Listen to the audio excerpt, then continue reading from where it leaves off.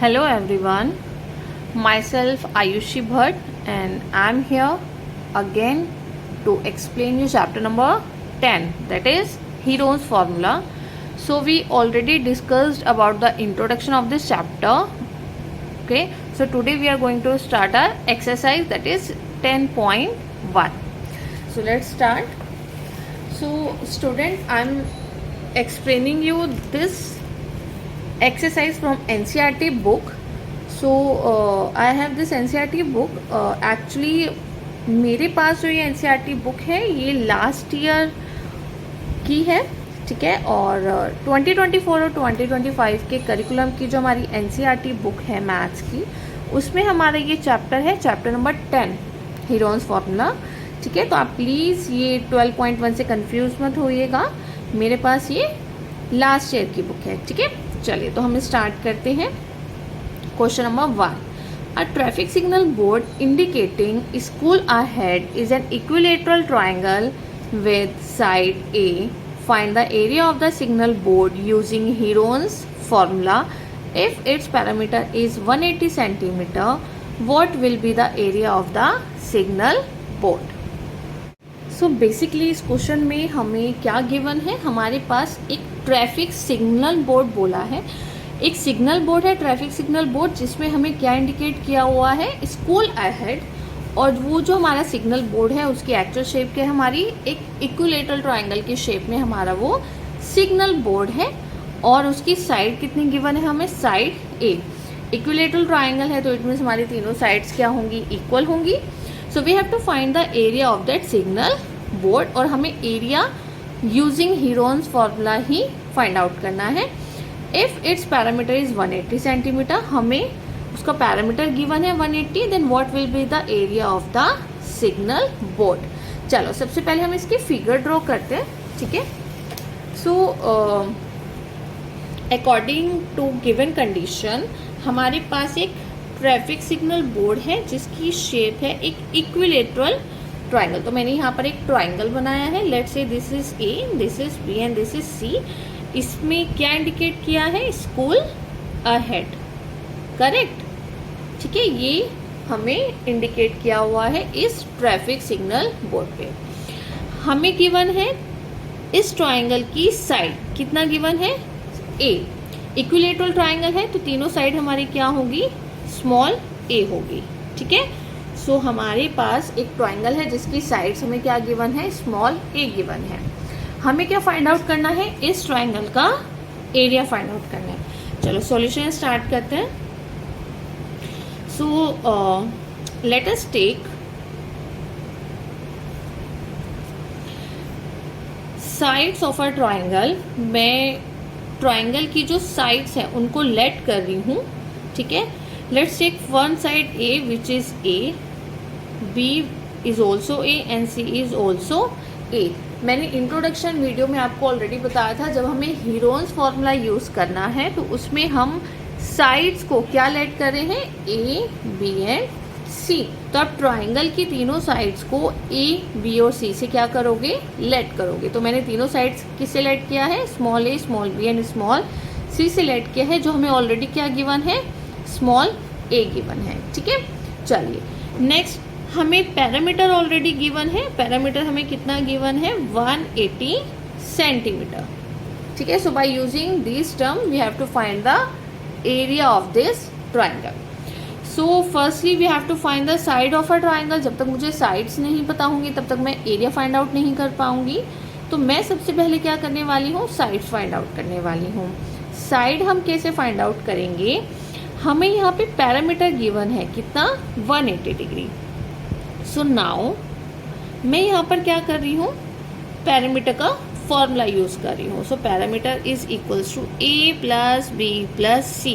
Triangle के parameter को हम कैसे फाइंड आउट करते हैं, sum of all the sides. तो मैंने यहाँ पर ट्राइंगल की साइड्स क्या लेट की हुई है, ए, बी एंड सी। तो मैंने तीनों का क्या किया है, यहाँ पर सम किया है। नाउ अब मैं इनकी वैल्यूज इसमें पुट कर रही हूँ। पैरामीटर की वैल्यू हमें कितनी गिवन है, 180। तो पैरामीटर की प्लेस पर हम क्या लिखेंगे, 180 centimetre, which is equals to A हमने क्या लेट किया है, स्मॉल ए, बी हमने क्या लेट किया है, स्मॉल ए, और सी हमने क्या लेट किया है, स्मॉल a। तो सिंपली हम यहाँ पर क्या कर रहे हैं, अपनी वैल्यूज को पुट कर रहे हैं, ठीक है। Now adding these 3 we have 3a and this is 180। 3 यहाँ पर मल्टीप्लीकेशन में है, तो 3 अगर हम लेफ्ट हैंड साइड लेकर आएंगे तो क्या हो जाएगा, डिनोमिनेटर में हो जाएगा। सो यहाँ से a की वैल्यू क्या आ जाएगी, 60 सेंटीमीटर, ठीक है। तो a will be 60 centimetre. So it means हमारी तीनों साइड्स क्या है, 60 सेंटीमीटर है, ठीक है। Now bye using this term अब हमें क्या निकालना है, एरिया निकालना है। तो सबसे पहले आप क्या निकालोगे, सेमी पैरामीटर, करेक्ट। क्योंकि कल मैंने आपको बताया था हीरोन्स फॉर्मूला में हमारे पास एक टर्म ऑलरेडी यूज होनी है, सेमी पैरामीटर, जिसका फॉर्मूला है a plus B plus C divided by 2, ठीक है। अब हमने a b c की वैल्यू को ऑलरेडी फाइंड आउट कर लिया है, तो हम उसकी वैल्यू यहाँ पर पुट करते हैं। a is also 60, b is also 60 and c is also 60 which is divided by 2। तो यहाँ पर हमारे पास क्या हो जाएगा, 6 प्लस 6 और इनको ऐड करके 2 से डिवाइड करेंगे तो हमारे पास क्या आ जाएगा, 90 सेंटीमीटर। क्योंकि हमें सेंटीमीटर में गिवन है तो यहाँ हमारे पास क्या हो जाएगा, ठीक है। तो हमारे पास सेमी पैरामीटर कितना आ गया, 90। और सेमी पैरामीटर को हम किससे डिनोट कर रहे हैं, स्मॉल s से डिनोट कर रहे हैं, ठीक है। So s will be 90 centimeter. Now find the area of our triangle by using Heron's formula. अब मैं area of triangle find out कर रही हूँ by using Heron's formula. So under root s minus a, s minus b, s minus c. Now putting all the values in this formula, we have s will be 90, then s minus a 90 minus 60, s minus b 90 minus 60, s minus c 90 minus 60। देखो हमारे पास a, b और c तीनों ही हमारे पास क्या थे, equal थे, क्योंकि equilateral triangle है। तो यहाँ पर हमारे पास सारी वैल्यूज पुट करके क्या आ जाएगा, 90 माइनस 60। अब हम इसको फर्दर सॉल्व करते हैं। 90 एज इट इज, 90 माइनस 60 हमारा कितना हो जाएगा, 30, अगेन 30 एंड अगेन 30। क्लियर। अब बस लास्टली हमें इसको क्या करना है, सिंप्लीफाई करना है, और जितना हम इसको सिंप्लीफाई कर सकते हैं उतना हम इसको सिंप्लीफाई करके इसका एरिया फाइंड आउट करते हैं। अब देखो यहाँ पे 90, 30 एंड 30 एंड 30 है।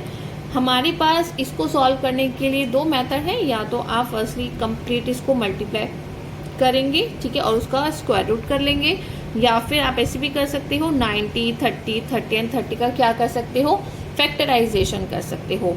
सो प्राइम फैक्टराइजेशन करने के बाद आप यहाँ पे जब वैल्यूज पुट करोगे उसका पेयर बनाकर भी आप इसको सॉल्व कर सकते हो। तो it's all up to you कि आपको ये कंडीशन कैसे सॉल्व करनी है। तो मैं इसका सिंपलेस्ट मेथड यहाँ पर सॉल्व करवाऊंगी, जिससे कि हर एक स्टूडेंट को ये समझ में आ जाए, ठीक है। सबसे पहले हम क्या करेंगे, 90 के फैक्टर करेंगे। मैं एक बार यहाँ पे रफ में आपको करके दिखा देती हूँ, ठीक है। 90 के फैक्टर करते हैं कि 3 से स्टार्ट करते हैं। 3 3 जा 9, 10, देन 2 5 एंड 5 1। तो ये फैक्टर्स हो गए हैं, हम इनको यहाँ पर लिख लेते हैं। 3 इंटू 3 इंटू 2 इंटू 5। अब 30 के करते हैं फैक्टर, 15, ठीक है, then 5 1। So we have 2 into 3 into 5। इस 30 के लिए भी सेम रहेगा, 2 इंटू 3 इंटू 5, और इस 30 के लिए भी क्या रहेगा, 2 इंटू 3 इंटू 5। अब देखिए स्क्वायर रूट है, तो स्क्वायर रूट के लिए हम क्या करते हैं, पेयर फॉर्म करते हैं। देखो अब यहाँ पर पेयर देखो, एक ये पेयर बन जाएगा, करेक्ट। ये 2 और ये वाले 2 का भी पेयर बन जाएगा, this 5 and this 5, then this 3 and this 3, this 2 and this 2, this 5 and this 5। So we left with only 3। तो 3 के साथ हमारे पास यहाँ पे कोई पेयर नहीं बन रहा है, तो हमारे पास ये 3 तो अंडर रूट में ही रहेगा। बाकी जो हमारे पेयर्स बन गए हैं उन पेयर्स में से हम एक एक वैल्यू क्या लेंगे, अंडर रूट से बाहर रिप्रेजेंट करेंगे, ठीक है ना। ये सबको ऑलरेडी पता है, ये हमने 6th क्लास में ऑलरेडी पढ़ा हुआ है कि अगर स्क्वायर रूट है तो हम उसमें जब भी पेयर्स फॉर्म करते हैं तो उस पेयर की एक टर्म को हम अंडर रूट से बाहर लिखते हैं। तो इसका पेयर एक 3, यहाँ पे 2, देन 5, देन 3, ठीक है। एक ये पेयर, एक ये वाला पेयर, एक ये पेयर हो जाएगा। then 2 and 5, then 2 and 5. So we left with these values. बस अब आपको इन सबका क्या करना है, मल्टीप्लाई करना है. इन सबको कंप्लीट मल्टीप्लाई करके वी हैव 900 और √3. ठीक है. So we left with this value. तो ये आपका क्या आ जाएगा, एरिया ऑफ अ ट्राइंगल. और एरिया ऑफ अ ट्राइंगल की यूनिट क्या हो जाएगी, सेंटीमीटर स्क्वायर. हमें सेंटीमीटर में टर्म्स दी हुई थी, तो हम यहाँ पर उसका एरिया भी सेंटीमीटर में फाइंड आउट करेंगे. और एरिया की यूनिट हमारी क्या होती है, सेंटीमीटर स्क्वायर. तो एरिया ऑफ अ ट्राइंगल की यूनिट होती है हमारी सेंटीमीटर स्क्वायर. तो we have the value of area of a triangle of this 900 √3 centimeter square. अगर आप चाहते हैं तो आप √3 की वैल्यू भी यहाँ पर पुट करके उसके वैल्यू को 900 से मल्टीप्लाई करके भी इसको फाइनली सॉल्व करके वैल्यू फाइंड आउट कर सकते हैं. It's all up to you. मैं वैल्यू यहीं पर ही अपनी क्लास में बच्चों को बोल देती हूँ कि आप यहीं पर भी आप छोड़ेंगे तो दैट्स ओके. और तो ये आपका क्या है, फाइनल आंसर है. Thank you everyone. सो ये क्वेश्चन नंबर 1 था हमारे एनसीईआरटी बुक का. अब हम क्वेश्चन नंबर 2 डिस्कस करते हैं. ठीक है, चलिए क्वेश्चन नंबर 2 देखो. A triangular side walls of a flyover have been used for advertisement. The sides of the walls are 122 meter, 22 meter and 120 meter. So the advertisement yield an earning of ₹5,000 per meter square per year. A company hired one of its wall for 3 months. How much rent did it pay? मैं आपको इसका hint दूंगी और ये वाला question आपको खुद से ट्राई करना है. और अगर आपको इस क्वेश्चन में कोई भी डाउट होगा तो आप कमेंट बॉक्स में ज़रूर बताइएगा. मैं आपको क्वेश्चन नंबर 2 की भी वीडियो शेयर करूँगी. ठीक है. सो बेसिकली यहाँ पे क्वेश्चन नंबर 2 में हमें करना क्या है, हमें उन्होंने बोला है कि एक फ्लाईओवर है. ठीक है, suppose this is a flyover. इस फ्लाईओवर पे एक पर्टिकुलर पोर्शन पे हमने एक ये वाला पोर्शन ले लिया. इस पोर्शन पे एक कंपनी ने हायर किया है कि इस पोर्शन पे उनको अपना कोई एडवर्टाइजमेंट करना है. ठीक है ना. जैसे फॉर एग्जांपल आप बहुत सारे मेन रोड पे या कहीं पर भी घर के बाहर, शॉप्स के बाहर, ठीक है ना, हम बहुत सारे एडवर्टाइजमेंट करते हैं. इंस्टीट्यूट के एडवर्टाइजमेंट करते हैं और बहुत सारी चीज़ों के एडवर्टाइजमेंट जब हम करते हैं कहीं पर, तो वो एडवर्टाइजमेंट करने के लिए हमें रेंट पे करना पड़ता है. ठीक है ना. वो डिपेंड करता है कि आप कहाँ पे करना चाहते हो, तो वो रेंट पे हम उसी के अकॉर्डिंगली करते हैं. तो यहाँ पर भी एक कंपनी ने क्या किया, फ्लाईओवर के एक वॉल पे, ठीक है, यहाँ पर उनको अपना एडवर्टाइजमेंट करना है. और ये जो एडवर्टाइजमेंट उनको जिस वॉल पे करना है वो एक ट्रायंगुलर शेप में है. ठीक है ना, ट्रायंगुलर शेप में है. और उस ट्रायंगुलर शेप के अकॉर्डिंगली ही वो क्या कर रहे हैं, कुछ अर्निंग कर रहे हैं. ठीक है ना. तो उस अर्निंग के अकॉर्डिंगली हमें क्या फाइंड आउट करना है कि उस एरिया के लिए, इस पर्टिकुलर एरिया के लिए हमें कितना रेंट पे करना पड़ेगा फॉर द 3 मंथ्स. ठीक है ना. मान लीजिए मैं इस एरिया पे अपना एडवर्टाइजमेंट करना चाहती हूँ, तो यहाँ पर एडवर्टाइजमेंट करने के लिए मुझे कितना रेंट पे करना पड़ेगा, ये हमें इस क्वेश्चन में फाइंड आउट करना है. ठीक है ना. तो ये तो सिंपल सा लॉजिक है. जब तक मुझे ये नहीं पता होगा कि मुझे कितने एरिया में एडवर्टाइजमेंट करना है, तब तक मुझे रेंट कैसे पता चलेगा, क्योंकि एरिया के अकॉर्डिंगली ही वो मुझसे रेंट मांगेंगे, है ना. जैसे हम कहीं सपोज़ हमें कोई घर रेंट पर लेना है ना, तो सबसे पहले हम जाते हैं और जो लैंडलॉर्ड्स होते हैं हम उनसे पूछते हैं कि हमें हमारी रिक्वायरमेंट क्या है. हमें 2 रूम्स, 1 किचन एंड 1 बालकनी और 1 हॉल, इस अकॉर्डिंगली हमें रेंट के लिए घर चाहिए. तो हम पहले अपनी रिक्वायरमेंट बताते हैं कि मुझे इतना पोर्शन चाहिए, तो उसी के अकॉर्डिंगली फिर वो हमें रेंट बताते हैं, है ना, कि इतना अगर आपको चाहिए तो इसके लिए आपको इतना रेंट पे करना पड़ेगा. सेम है, अगर आपको इतने एरिया के वॉल पे अपना एडवर्टाइजमेंट करना है तो उसी के अकॉर्डिंगली ही आपको रेंट पे करना पड़ेगा. तो मुझे सबसे पहले इस पर्टिकुलर ट्रायंगुलर शेप का एरिया निकालना है. और जब मुझे इसका एरिया पता चल जाएगा तो उसके अकॉर्डिंगली मैं इस प्लेस का रेंट फाइंड आउट कर सकती हूँ. ठीक है ना. और उसके हमें क्वेश्चन में ये भी बोला है, the advertisement yield an earning of ₹5,000 per meter square per year. It means जब एडवर्टाइजमेंट यहाँ पर इस वॉल पर कहीं पर भी किया जा रहा है तो उसके लिए वो अर्निंग कितना कर रहा है, ₹5000 पर मीटर स्क्वायर के अकॉर्डिंगली एक साल में। तो एक साल में वो कितना अर्न कर रहे हैं, ₹5000 पर मीटर स्क्वायर के अकॉर्डिंग। तो जब पर मीटर स्क्वायर के अकॉर्डिंगली वो 5000 की अर्निंग कर रहे हैं एक साल में, तो वो 3 महीने के लिए कितना उनको रेंट बोलेगा देने के लिए, और उसके हिसाब से उनकी कितनी अर्निंग होगी। ठीक है ना। तो देखो हमें इसकी साइड्स गिवन है, this is 122 meter, this is 22 meter and this is 120 meter. ठीक है। सो अगेन आप बस सिंपली क्या करोगे, आपको ट्राइंगल शेप की तीनों साइड्स पता है। ठीक है। So suppose this is A, this is B and this is C.